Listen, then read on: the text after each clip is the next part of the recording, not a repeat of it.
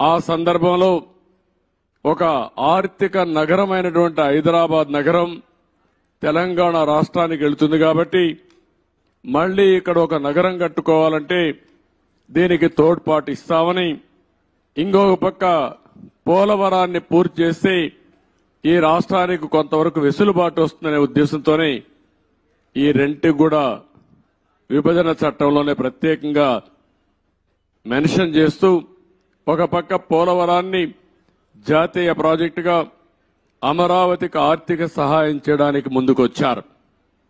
అయితే ఈరోజు మనం చూస్తా ఉంటే రెండు కూడా ఈరోజు రాష్ట్రంలో ఉండే 5 కోట్ల ప్రజలను ఓటే నేను కోరుతున్నా. ఈరోజు ఏదైతే మాకు ఓట్లు వేశారు ఇది ఒక హిస్టారికల్ విక్టరీ.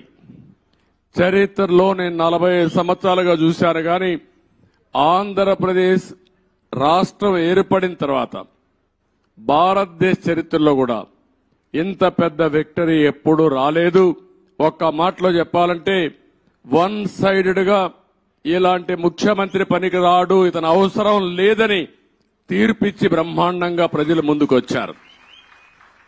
95,000 మెజారిటీ ఒక నియోజకవర్గంలో 11 సీట్లు కూడా రాలా వీళ్లకు. అంటే దీన్ని బట్టి అర్థమవుతుంది ప్రజలు ఎంత వ్యతిరేకంగా ఉన్నారో. దుష్ట పరిపాలన అనడానికి దీనికంటే వేరే తార్కాణం అవసరం లేదు. కానీ మమ్మల్ని గెలిపించారు. అంతటితోనే రాష్ట్రంలో ఉండే ప్రజల యొక్క బాధ్యత అయిపోలేదు. ఆ విషయం నేను గుర్తు చేయదలుచుకున్నాను. అనునిత్యం మీరు ఆలోచించాల్సిన అవసరం ఉంది.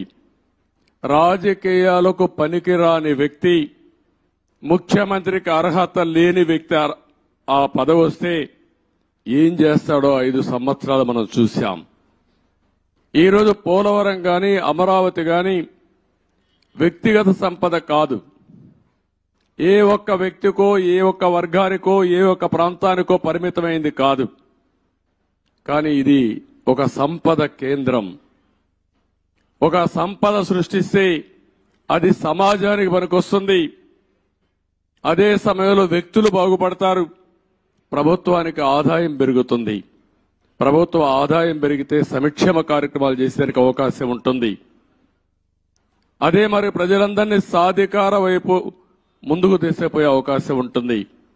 రెండోది పోలవరం గాని పూర్తి చేసుంటే అది కూడా గవర్నమెంట్ డబ్బులు, అవి సెంట్రల్ గవర్నమెంట్ డబ్బులు. దాన్ని పూర్తి చేస్తే మనం గాని కొంత నదుల అనుసంధానం చేసుకుంటే రాష్ట్రంలో ప్రతి ఒక్క ఎకరాకు నీళ్లు ఇవ్వగలిగితే రాయలసీమ రాళ్లసీమ కాదు రతనాల సీమగా తయారు చేసే అవకాశం వస్తుంది. హార్టికల్చర్కు ప్రాధాన్యత ఇచ్చే అవకాశాలుంటాయి. మొన్నే పోలవరం పోయొచ్చాను. నా ఆవేదన చెప్పాను. కొన్ని వందల సార్లు వర్చువల్ రివ్యూ చేశాను. ఇంకొక పక్క నేరుగా ఫిజికల్ గా 40, 42, 31 సార్లు వెళ్ళాను. కానీ ఈరోజు పోలవరాన్ని గోదావరిలో కలిపేసే పరిస్థితికి వచ్చారు. ఈరోజు ఏం చేయాలని అర్థం కాని పరిస్థితి. ఏం చేయాలన్న 4-5 సంవత్సరాలు ఖర్చులు కూడా డబుల్ అయిపోయే పరిస్థితికి వచ్చింది. ఒక వ్యక్తి యొక్క మూర్ఖత్వం వల్ల, ఒక పోలవరం వల్ల రాష్ట్రానికి ఒక వరంగా ఉండవలసిన పోలవరం ఈరోజు ఒక శాపంగా మారిపోయే పరిస్థితి వచ్చింది. అది నేను మొన్నే మాట్లాడాను, మళ్లీ నేను మాట్లాడతాను. ఈరోజు అమరావతికి వస్తే మొట్టమొదటిసారిగా మీరు చూశారు. నేను నేరుగా ప్రజావేదిక దగ్గర వెళ్ళాను.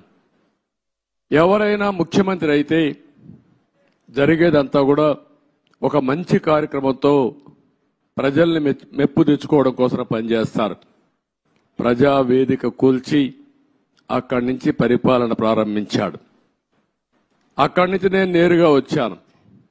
ఏదైతే ఆనాడు ప్రధానమంత్రి నరేంద్ర మోడీ గారు అమరావతికి ఫౌండేషన్ వేశారు, అక్కడ మీరు చూస్తే ఒక బాధ, ఆవేదన.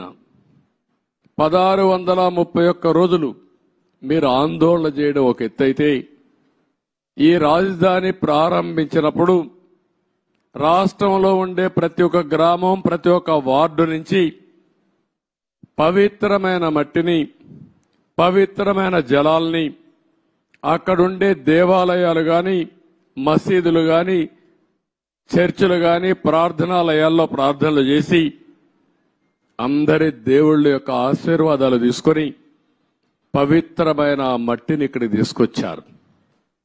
దేశంలో ఉండే అన్ని దేవాలయాలు, ప్రపంచంలో ఉండే అన్ని ప్రార్థనాలయాలు, అన్ని దిక్కల్లా ప్రార్థనలు చేశాం. దేశంలో ఉండే స్వాతంత్ర సమరయోధులు, త్యాగమూర్తుల గ్రామం నుంచి కూడా పవిత్రమైన మట్టిని, పవిత్రమైన జలాలు తీసుకొచ్చాం. సాక్షాత్తు ప్రధానమంత్రి గారు పార్లమెంట్